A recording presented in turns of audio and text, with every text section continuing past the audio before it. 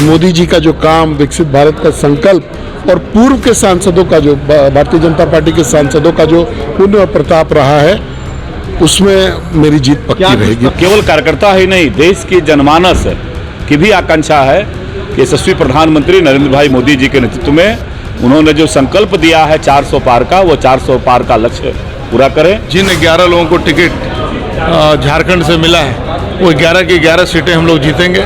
400 के ज़्यादा एनडीए की सीटें जो जीतनी है वो आज तय हो गई है। एनडीए का पार्ट आजसू है, एनडीए का पार्ट रहेगी और आजसू भी चुनाव लड़ेगी। भाजपा की केंद्रीय चुनाव समिति ने लोकसभा चुनाव 2024 के लिए अपनी उम्मीदवारों की पहली सूची जारी कर दी है।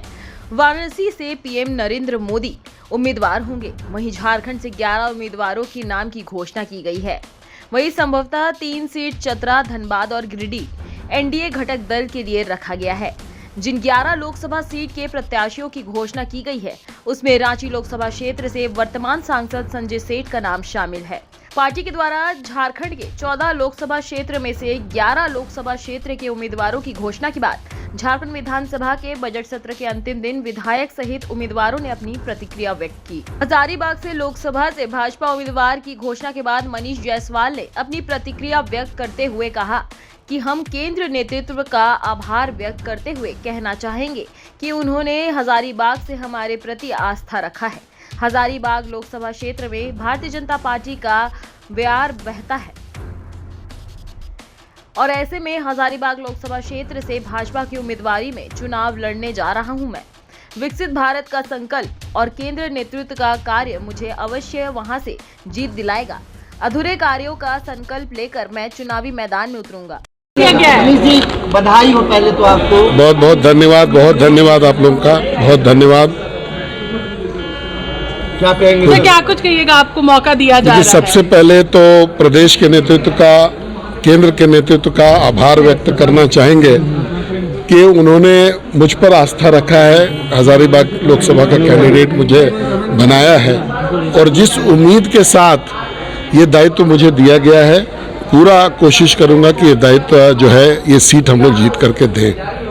सर, इस बार कितनी सीट पर आप लोग की उम्मीदें हैं झारखंड से? 14 की 14 सीट इस बार हम लोग यहाँ से जीतेंगे और जो 400 का जो लक्ष्य है पूरे भारतवर्ष में कि 400 सीट एनडीए जीतेगी, उसको भी इस बार हम लोग प्राप्त करने जा रहे हैं। को लेकर कितना आश्वस्त है आप? जी, एक बड़ी जिम्मेदारी है जीत को लेकर। जयंत सिन्हा ने क्योंकि अपनी सीट से देखिए, हम लोगों ने अगर आप इतिहास देखिएगा उसका, तो भारतीय जनता पार्टी के जितने भी सांसद रहे हैं वहाँ से, सब ने हजारीबाग को आगे ले जाने का काम किया है। और आज के दिन में अगर आप देखिएगा तो भारतीय जनता पार्टी का वहाँ पे बयार बहता है। तो वैसे बैकग्राउंड में मैं वहाँ पर चुनाव लड़ने जा रहा हूँ, तो डेफिनेटली आप ये कह सकते हैं कि मोदी जी का जो काम, विकसित भारत का संकल्प और पूर्व के सांसदों का जो, भारतीय जनता पार्टी के सांसदों का जो पुण्य और प्रताप रहा है, उसमें मेरी जीत पक्की रहेगी भारतीय जनता पार्टी। सर, और आपका क्या संकल्प है? देखिए, जो काम पूर्व के सांसद हमारे अधूरा रह गया उनके टेन्योर में, या जिसको वो लोग शुरू नहीं कर सके, इच्छा थी लेकिन शुरू नहीं कर सके, वो सब मैटर्स को हम लोग देखेंगे। विस्थापन बड़का गांव का जो विषय है, वो एक बहुत बड़ा विषय है, उसको एड्रेस करने की ज़रूरत है। और सबसे बड़ा विषय है कि पूरे भारतवर्ष के साथ अपने इलाके को भी विकसित भारत में सम्मिलित करना, हजारीबाग को भी उसका एक अंग बनाना, उस पर हम लोग काम करेंगे। सर, एक सवाल है, 400 का आंकड़ा पहले दिल्ली से आया हूँ, लोग उस आंकड़े को मॉडिफाई करके 450 की तरफ ले जाने की बात कर रहे हैं। ये अब देखिएगा, इस बार आपको देखने को मिलेगा। अगर आपने माननीय प्रधानमंत्री जी को जो अभी अयोध्या में पूजन के पहले जब वो साउथ गए थे, अगर उस वीडियोस को आपने देखा होगा, अगर नहीं देखा होगा तो एक बार जरूर देखिएगा कि जनता कितना ललायित होकर के उनकी तरफ देख रही थी। तो पहले साउथ इंडिया और इस बार 2024 का साउथ इंडिया में बहुत अंतर होने वाला है। वहीं झारखंड से राजमहल से 2 बार के विधायक रहे अनंत ओझा का कहना है कि वर्तमान प्रधानमंत्री को देश की जनता तीसरी बार प्रधानमंत्री के रूप में देखना चाहता है।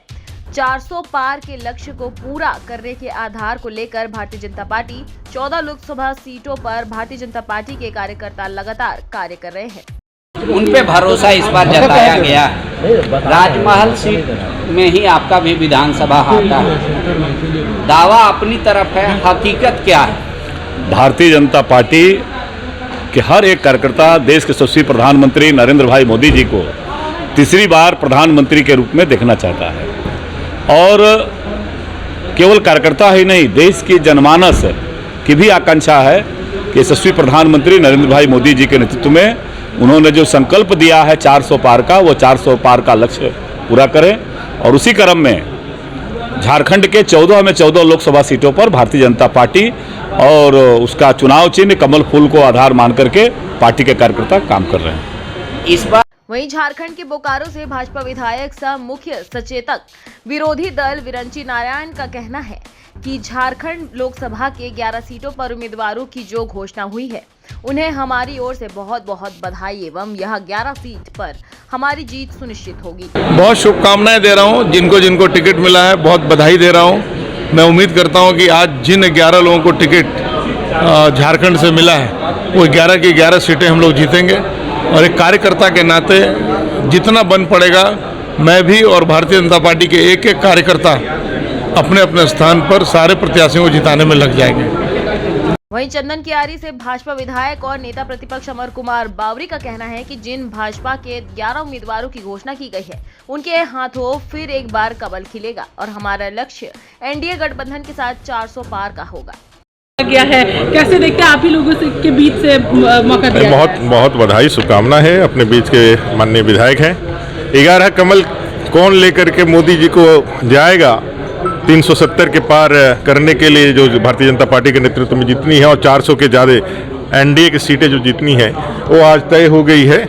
मेरी अग्रिम बधाई और शुभकामनाएं मैं आप सबके माध्यम से यह स्पष्ट कहना चाहता हूं कि 14 की 14 लोकसभा सीटें हम लोग जीतेंगे और 11 जिनके हाथ में कमल रहेगा, उनके नामों की घोषणा आज हो गई है। फिर एक बार उन सभी लोगों को बहुत बधाई, उनके क्षेत्रवासियों को बहुत बधाई।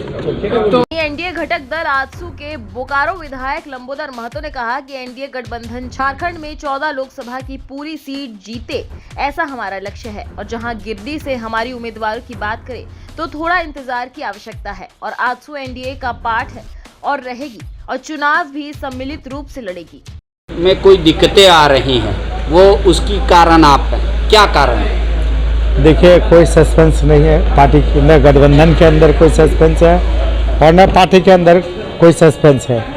गठबंधन में शामिल दल भी बैठ कर तय करेंगे और पार्टी भी बैठ के तय करेंगे और निश्चित रूप से हम लोग का लक्ष्य है कि मिशन 2024 के पार्ट 1 में हम लोग 14 का 14 सीट एनडीए झारखंड से जीतेगी। तो गिरिडीह से जिससे अभी हम बात कर रहे हैं, क्या वो आजसू के उम्मीदवार हो सकते हैं?